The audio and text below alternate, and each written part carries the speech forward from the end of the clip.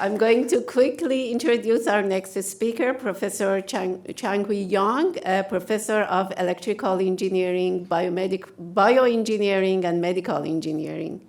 I want to especially express my appreciation for Asita.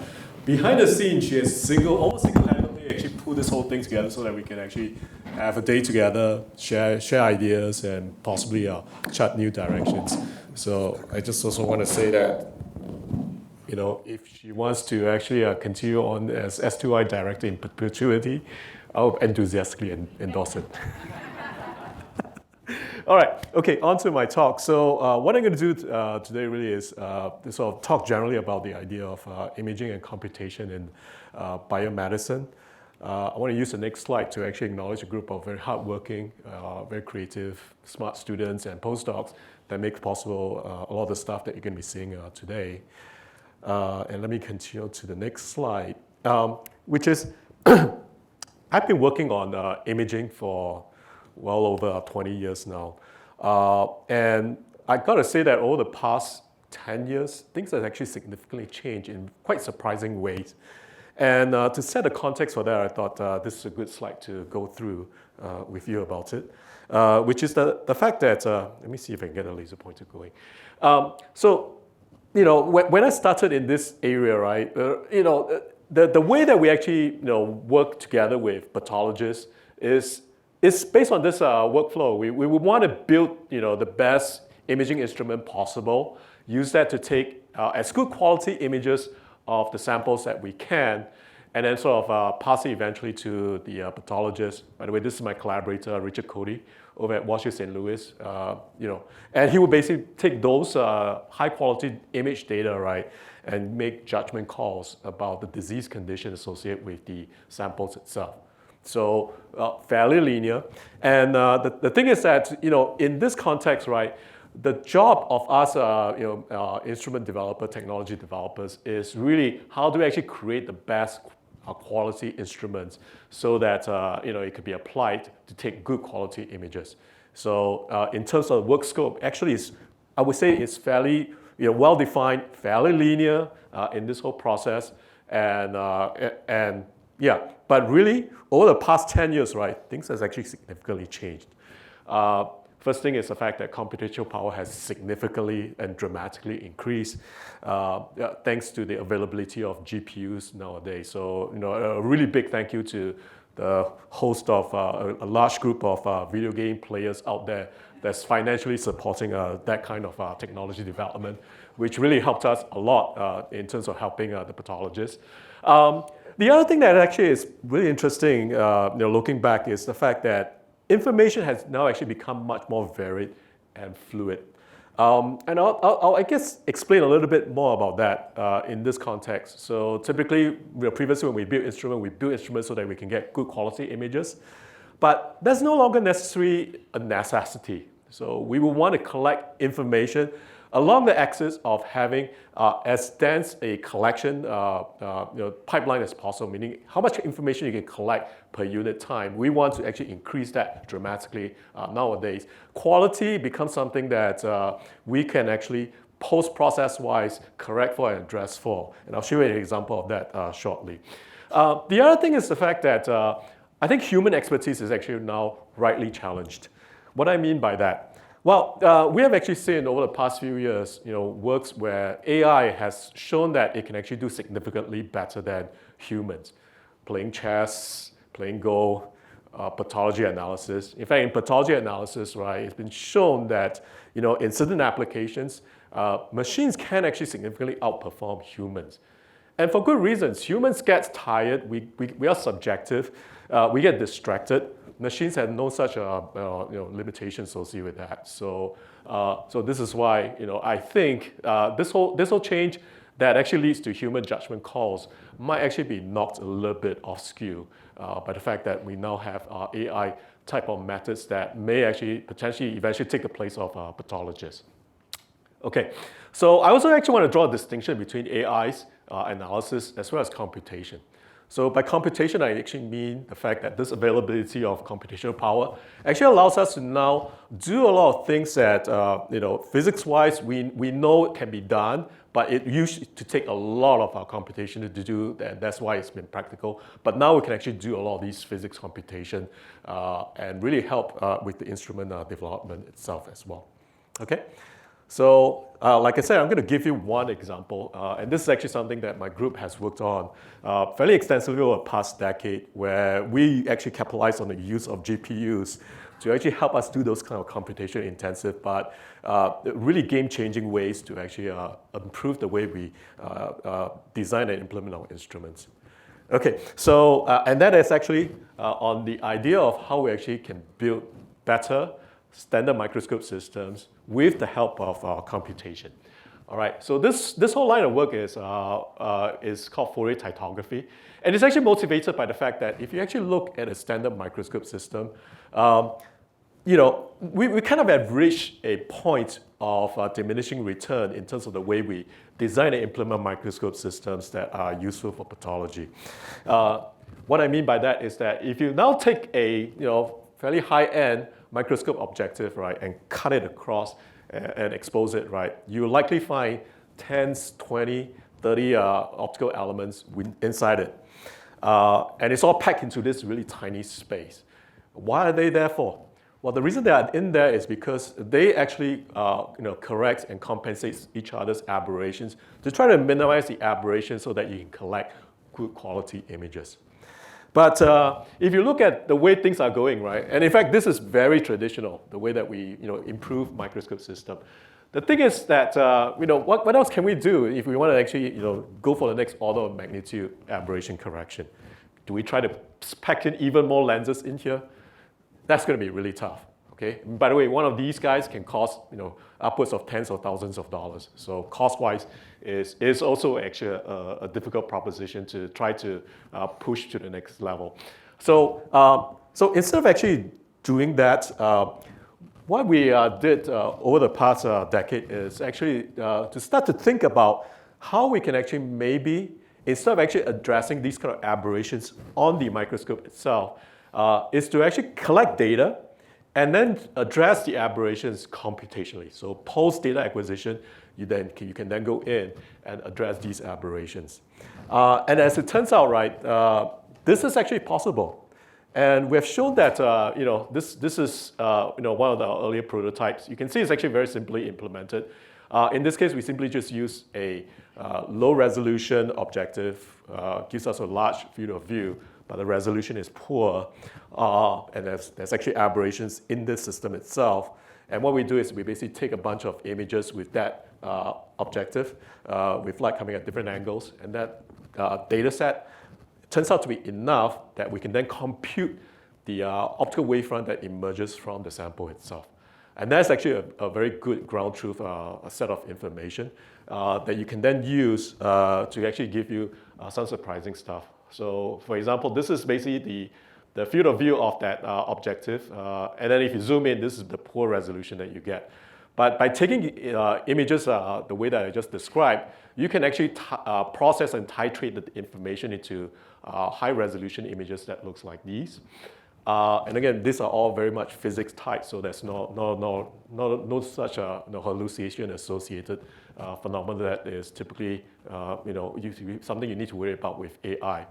And in addition to being able to get good resolution improvement, the other thing is that then in this kind of processing, aberrations in the system becomes mathematical functions that we can incorporate into the algorithm itself and correct for it on the fly. And thereby giving us good aberrations corrections. So when we first actually developed this, that was actually pretty surprising to the optical community, that we can now stop trying to design better quality physical microscope systems and do a lot of these post-processing. So that actually caused a shift in the way that we now start to think about instruments, microscope instruments. I'll show you a couple of consequences of being able to do things this way. Besides correcting for aberrations. So this is actually a applications that we're able to reduce the practice with this kind of new approach, where this is basically a sample, right, taken from a fine needle aspirate. And they basically have cells stuck within this sort of a mass of collagen. So because of that, you basically can really only get some of the cells in focus, some of the other cells are really off plane and therefore out of focus. But what is nice is that defocus to us is really just another kind of aberration. So we can actually correct for that. And in this case, we're able to actually put everything in good focus in one image for the pathologist to look at. And this is actually a significant thing for them because otherwise they would have to have images like this and they would have to sit at the microscope and pan and scan through the sample in order to get enough information mentally within their head to do any sort of analysis. But with this, in one shot, they can get everything digitally displayed to them. Okay. All right, and this is yet another illustration of the fact that if you can now correct for aberrations computationally, it really changes the game. So this is actually a project we did for Amgen. And what they want is basically a system, right, that can simultaneously scan all the wells in a 96 well plate for them. Because that higher throughput would allow them to process through their tons and tons of 96 well plate cultures easily. Okay, but the challenge is that if you want to build something like this, right, what that means is that you need to actually have objectives packed very tightly together at high density so they can scan all wells at the same time. And the challenge with doing that is the fact that because of that limited space, you cannot really build high quality microscope objective. So this is where photolithography comes in nicely because all we did is we basically contracted a company that makes webcams and basically have them just build us a bunch of these plastic lenses in a column as objective. So the aberration characteristics of these guys were really horrible. And in fact, none of them were the same in terms of the aberration characteristic. But again, because we can actually computationally address aberrations in this kind of situation, it actually allows us to take this, would be what we call a very low quality microscope system and still generate high quality images out of that. I don't want to go through this in detail, but if you're interested, well, actually, this is published, but this images were not. But you can actually see the good quality data that is in here. Okay.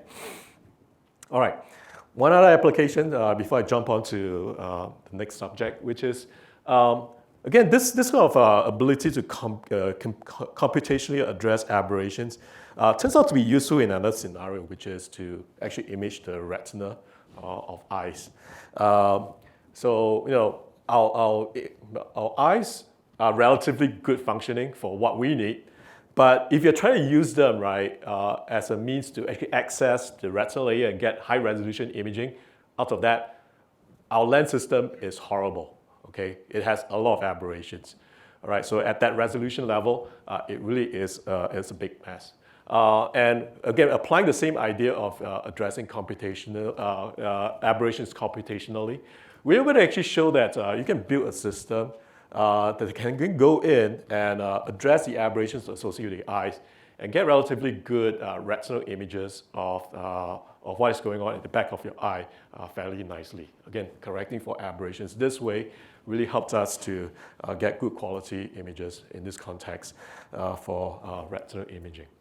Okay.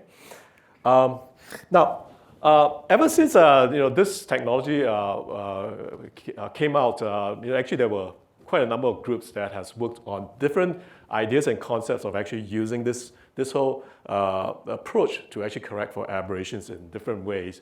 If you're interested, that's actually a review that we wrote fairly recently that describes some of these additional permutations. All right, okay, so with that, I want to actually now jump into the use of AI in pathology, okay? So my group is actually really a novice in terms of the use of AI, but our pathologists, collaborators, really are very intrigued by what is going on, and likewise we were too. So we decided to actually do something about it in terms of actually trying to discover applications by which we can use AI for pathology analysis. I gotta say that the thing that actually motivated us to do this is really this early experiment that was done with retinal images. So this was actually an experiment done by now several groups where they basically took retinal images with gender labels, fed it into AI, trained the AI, and the AI was actually then able to take new retinal images and get very good gender prediction out of these retinal images, which is really mind-blowing to me because if I look at this image, I can't tell whether this is a male or female subject, but the AI was actually able to do this with, in one of the papers, about 95% accuracy. And the other surprising thing was the fact that, the AI can't teach us what is going on within this decision-making process, so this is still a black box to us. But you can also see that using AI in this way, right? I find it to be comforting. I don't necessarily want to use AI to generate pathology slide images where maybe the AI is filling in missing information, because that sort of goes close to the line of hallucination and may actually get to a point where you're giving the wrong information to the pathologist. But this to me is comforting because you basically can get a conclusion out of that you can check against ground truth to figure out if the AI is doing the right thing or not doing the right thing, even if we can't understand what is going on. So in this note, on this context, we actually applied a similar idea to this particular experiment where our pathologist collaborators have a bunch of biopsy slides from lung cancer patients that have tracked over the years. So they have these lung cancer biopsies, and they want to actually use this to predict whether the patient is going to get brain cancer or not. All right, so that's actually a very common metastasis path. They did this not because originally they wanted to test out the AI. They did this because they want to find biomarkers that can link that process. And it turns out their ability to, they did this for several years. They couldn't find a good definitive biomarkers for that. But as a luck, they gave us this data. We took the data. We trained the AI to actually try to do that prediction. And it turns out that the AI was actually able to make reasonably good prediction with about 85% accuracy, compared to what the human pathologist was doing, which is hovering around 55% prediction accuracy. So this again was significant to them because this shows that you can indeed meaningfully train AI to actually make predictions that significantly outperforms what human were able to do. And again, this is a case where what the AI was doing was essentially a black box to us. So we're kind of actually working on ways to actually get more information about what is meaningful to the AI to actually make this prediction. So that's work that's ongoing. Okay, I want to now actually sort of pull everything together about what I see as the sort of things that computational microscopy can actually bring to actually help with AI. And that actually is well illustrated by this couple of pictures here.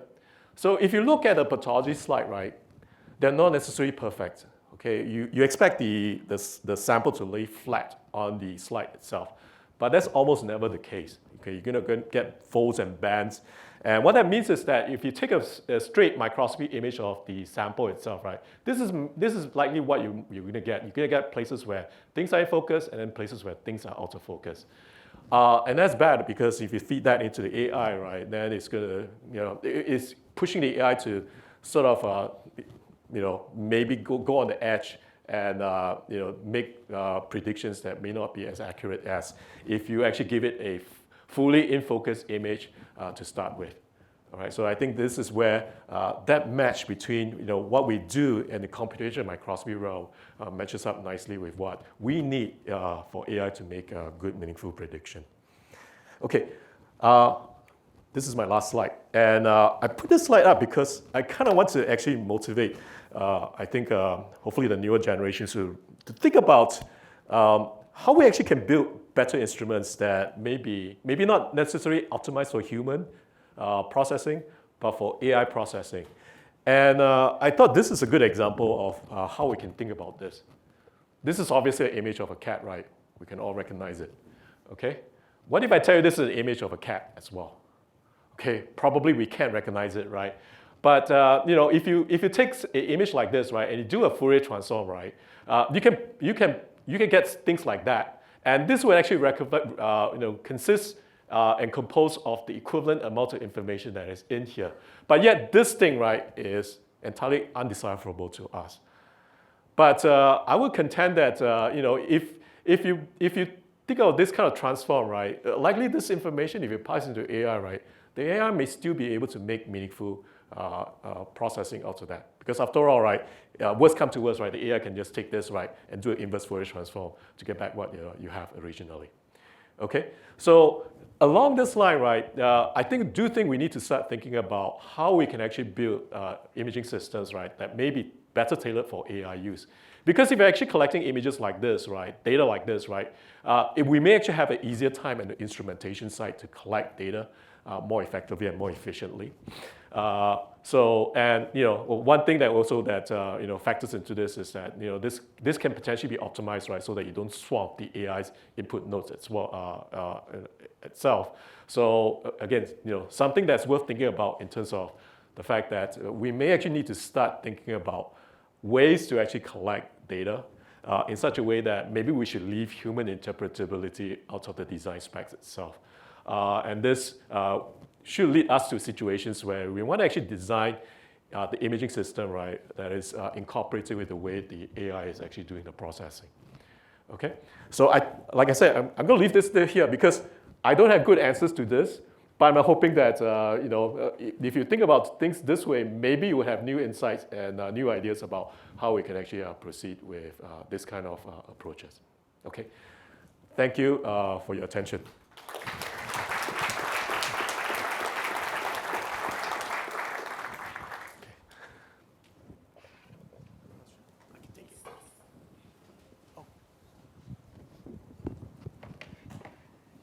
Just a question. Sure. This approach, how would it apply to full self-driving? Oh, that's an interesting question. I don't necessarily work in that area, so it will be harder for me to actually give you a good answer. I got to say that in pathologists, right, one of the things that we care about, right, is how we get good, accurate, reliable information to feed to the pathologist. So that to us is a priority. So for like self-driving cars, things like that, right, they do have a certain expectation in terms of the accuracy of the output you're getting out from the machine learning. But I think they're actually more relaxed in terms of the sort of reliability to some extent, maybe. So I think we need to think about those two, in the context of when we use AI for different applications. Okay. Right.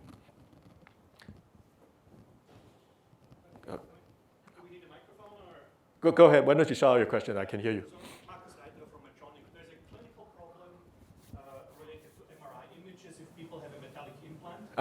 Let's assume you have a spinal implant. Sure. The doctor wants to see some soft tissue problem. You get very classic distortion around the implant. Yeah. Could your methods be used to correct for these kind of distortions as well? Potentially, if there's a mathematical way you can express that distortion, we may be able to. So again, that's the whole call between are you doing computational imaging or are you doing AI analysis, right? So I got to say that, yeah, if you have a mathematical way to actually map it, I would say, yeah, let's do computational stuff so that we avoid the potential hazards of hallucination. Okay, I would love to sit down with you and talk more about that. Okay. Just one more question. Sure. So how can we be sure that the image on the right is more easily accessible to AI, and how can we collect those data? Okay, so good question. I don't have a good answer to that. I put this out as an example, but let me point out a few things, right? So for example, if you collect an image like this, right, the things that's away from the origin, right, likely contain higher spatial frequency content.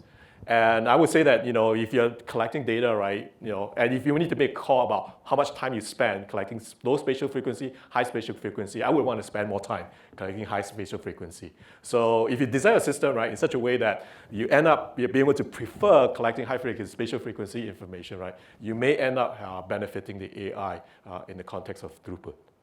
Is there like a proof for that the AI will be more like accessible or easily comprehend the high frequency data? Yeah. I would say no, but in the case of if you're just looking at vision-wise, right, typically the high frequency content, right, the edges and things like that, those are actually more informative of what is going on in the image itself. And right now, if you're just collecting images like this, right, you can't really, I guess you can somehow work in collecting high spatial frequency information to some extent by improving resolution, but that's not an easy way to discriminate between those two. Versus if you do it in the spatial frequency domain, you might have better affordable ways to do that. And again, I want to point out this is a crude example. So I suspect there are other transforms that actually might be more useful as well for AI analysis. Okay.